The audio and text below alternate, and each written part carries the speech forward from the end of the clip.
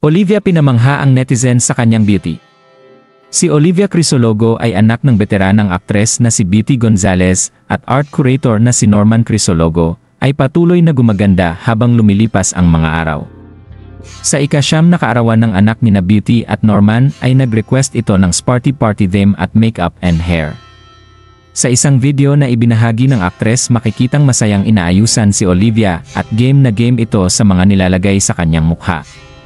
Caption ni Beauty sa kanyang Instagram ay for her 9th birthday party, Olivia insisted on a spa party, complete with makeup artists, hairstylists, nail and lash technicians, and of course the full array of spa treatments.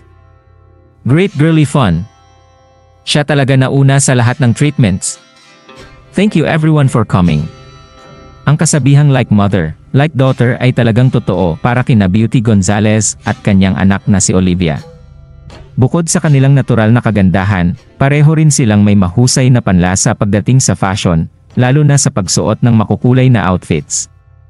Talagang nakakatunaw ng puso ang tagpong ito ni na Beauty at Olivia na nahuli sa litrato.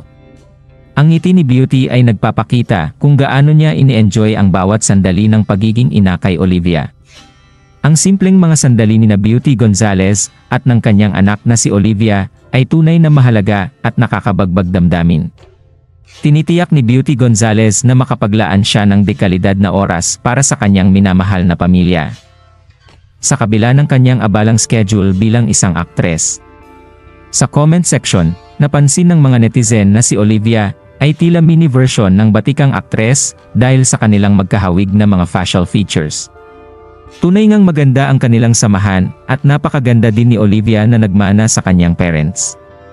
Anong masasabi niyo sa balitang ito? Comment down below at maraming salamat sa panonood.